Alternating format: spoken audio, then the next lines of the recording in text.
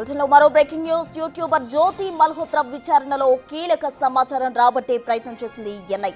నిన్న 7 గంటల పాటు విచారించిన అధికారులు భారత్కు సంబంధించిన సైనిక స్థావరాలు, సరిహద్దు వివరాలు పాక్ ఐఎస్ఐకు చేరవేసినట్టు గుర్తించారు. జ్యోతి ట్రావెల్ హిస్టరీ సేకరించారు. 2023లో తొలిసారి పాక్ వెళ్లినట్టు తేల్చారు. వైశాఖి పండుగ కోసం పాక్ వెళ్లేందుకు జ్యోతి ప్రయత్నం చేసింది. ఆ సమయంలోనే యాత్ర కోఆర్డినేటర్ హర్కితర్ సింగ్ పాక్ ఎంబసీ అధికారి డానిష్ ను జ్యోతికి పరిచయం చేసినట్టు గుర్తించారు. 2024లో మరోసారి వైశాఖి పండుగ కోసం పాక్ వెళ్లిన జ్యోతి వీసా గడువు ముగిసినా అక్కడే ఉండిపోయింది. గతేడాది ఏప్రిల్ 17 నుంచి మే 25 వరకు పాక్లో ఉన్నట్టు గుర్తించారు.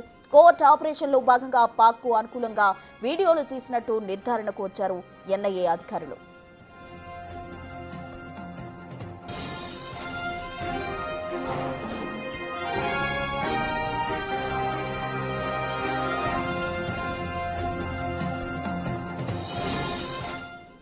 యూట్యూబర్ జ్యోతి మల్హోత్రా విచారణలో కీలక సమాచారం రాబట్టే ప్రయత్నం చేస్తుంది ఎన్ఐఏ. దీనికి సంబంధించి తాజా అప్డేట్స్ మా ప్రతినిధి శివ ఢిల్లీ నుంచి అందిస్తారు. శివ, రైట్ ప్రస్తుతం ఎన్ఐఏ ప్రెసిడెంట్ జ్యోతి మల్హోత్రా నుంచి కీలక విషయాలు రాబట్టే ప్రయత్నం చేస్తుంది. దానిలో భాగంగా ట్రావెల్ హిస్టరీ, తను యూట్యూబ్ ట్రావెల్ విత్ జో అనే ఒక యూట్యూబ్ ఛానల్ లాంచ్ చేయడం 2018లో. దాని తర్వాత ఎక్కడెక్కడ ఏ రాష్ట్రాలు పర్యటించారు, ఏ దేశాలకు వెళ్ళారు, ఎవరెవరితో ట్రావెల్ హిస్టరీ ఉంది, ఎవరెవరితో మాట్లాడారు అనే డేటా అంతా కూడా ఎన్ఐఏ ఇప్పటికే సేకరించడం తెలుస్తుంది. ఆ డేటా సేకరించి డేటా అంతా కూడా జ్యోతి మల్హోత్రా ముందు పెట్టి ఎవరెవరితో ఏం మాట్లాడారు, ఎందుకు వారికి సమాచారం ఇవ్వాల్సి వచ్చింది, భారతదేశానికి ఎందుకు ద్రోహం చేయాలని అనుకున్నారు అనే అంశాలపై కూడా ప్రధానంగా జ్యోతి మల్హోత్రాను ఎన్ఐఏ ప్రశ్నిస్తోంది. కీలక సమాచారాన్ని కూడా రాబట్టినట్టు కూడా తెలుస్తోంది. అయితే వైశాఖి పండుగకు 2023లో తొలిసారి వెళ్లేందుకు అక్కడ ప్రయత్నించారు. తర్వాత 2024లో కూడా, అంటే వైశాఖి పండుగ అనేది సిక్కులకు సంబంధించిన సాంప్రదాయ పండుగ.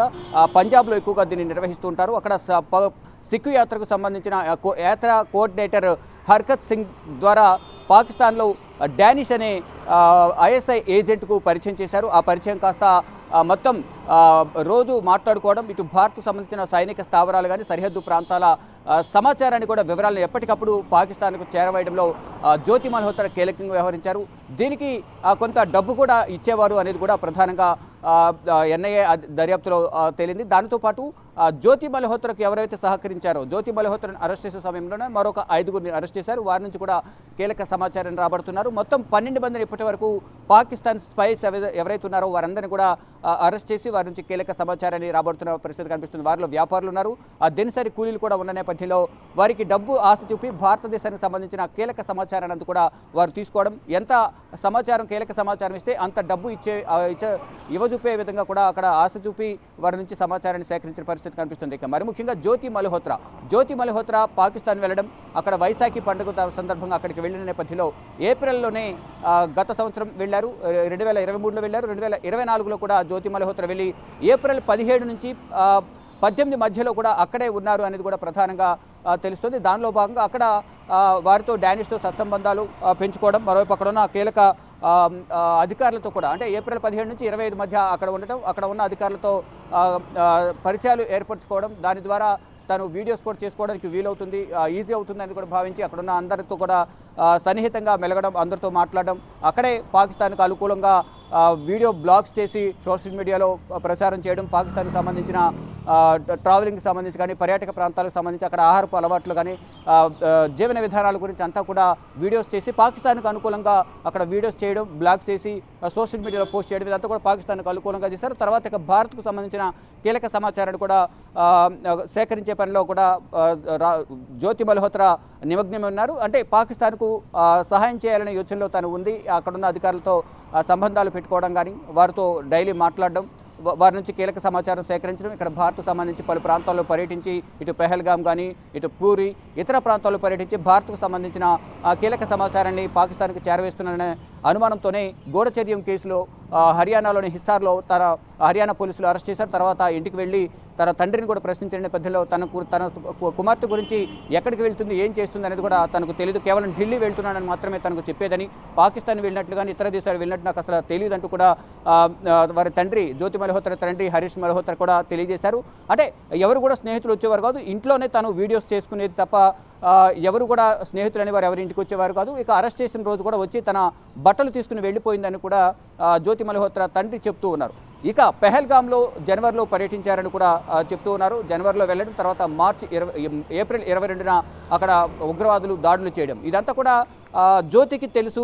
జ్యోతి రెక్కి నిర్వహించి కొంత సమాచారం ఇచ్చిన నేపథ్యంలో వాళ్ళు కూడా ఇక్కడికి వచ్చారు. ఒక అనుమానం అయితే ఎన్ఐఏ వ్యక్తం చేస్తుంది. దానిలో భాగంగా ఆ దిశగా కూడా కొన్ని ప్రశ్నలు అయితే సంధిస్తున్న పరిస్థితి కనిపిస్తుంది. ఇక పెహల్గాంలో దాడి జరిగిన మరుసటి రోజు ఉదయమే జ్యోతి మల్హోత్రాతో ఫోటోలు ఏవైతే సోషల్ మీడియాలో వైరల్ అవుతున్నాయో, ఢిల్లీలోని పాకిస్తాన్ ఎంబసీలో గెడ్డ ఉన్న వ్యక్తి ఎవరైతున్నారో తనకి జ్యోతి మల్హోత్రాకు సత్సంబంధాలు ఉన్నాయి. డానిష్ వాళ్ళిద్దరిని పరిచయం చేసి ఇద్దరు కూడా దీనికి సంబంధించి కోఆర్డినేషన్లో ఉండాలి, పాకిస్తాన్ సమాచారం ఇచ్చే అంశంలో కానీ ఇటు భారత్లో ఉన్న కీలక విషయాలను ఇద్దరు కూడా షేర్ చేసుకుంటూ పాకిస్తాన్కి చేరవేసే దానిలో భాగంగా డానిష్ అనే ఒక ఐఎస్ఐ ఏజెంటు ఇక్కడ ఢిల్లీలోని పాకిస్తాన్ ఎంబసీలో ఉన్న అలీ హన్సన్ అనే ఒక వ్యక్తిని పరిచయం చేయడం, వారిద్దరూ కలిసి ఉన్న ఇఫ్తార్ విందులో ఢిల్లీ పాకిస్తాన్ ఎంబసీలో ఉన్న ఫోటోలు సోషల్ మీడియాలో వైరల్ అవుతున్నాయి. వారిద్దరికి కూడా సన్నిహిత సంబంధాలు ఉన్నాయని కూడా కొంత సమాచారం ఉన్న నేపథ్యంలో వారిద్దరికి ఉన్న రిలేషన్ సంబంధించి కానీ ఎవరెవరికి భారత్కు సంబంధించిన సమాచారాన్ని చేరవేశారు, ఈ పాకిస్తాన్ అధికారులతో ఎవరెవరితో మాట్లాడారు అనే అంశాలపై కూడా ప్రధానంగా ఎన్ఐఏ జ్యోతి మల్హోత్రాను ప్రశ్నిస్తున్న పరిస్థితి కనిపిస్తోంది.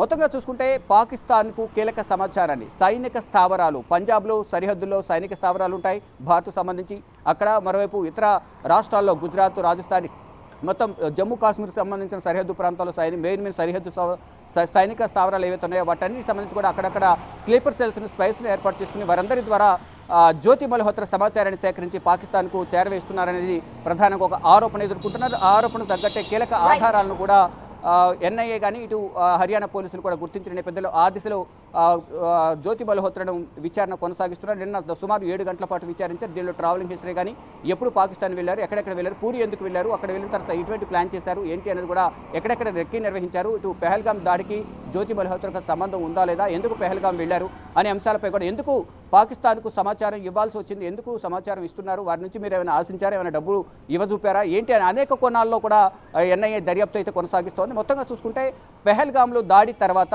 అక్కడ కొన్ని వీడియోస్ కూడా బయటకు వచ్చే జ్యోతి మల్హోత్రాకు సంబంధించి ఆ వీడియోస్ కానీ, మరోవైపు ఇతర కొంత గూఢచర్యం సంబంధించి భారత్కు సంబంధించిన కీలక సమాచారాన్ని పాకిస్తాన్కి చేరవేస్తుంది. అక్కడున్న ఐఎస్ఐ ఏజెంట్లతో సత్సంబంధాలు కొనసాగించడం కానీ, మరోవైపు పాకిస్తాన్ మాజీ ప్రధానమంత్రి నవాజ్ షరీఫ్ కుమార్తె మరియం నవాజ్ను కూడా అక్కడికి వెళ్ళి కలవడం, మరికొంతమంది పాకిస్తాన్కి సంబంధించిన ప్రముఖులను కలిసి వారందరితో విలాసవంతమైన జీవితాలు గడపడం, 5 స్టార్ 7 స్టార్ హోటల్స్లో ఉండటం.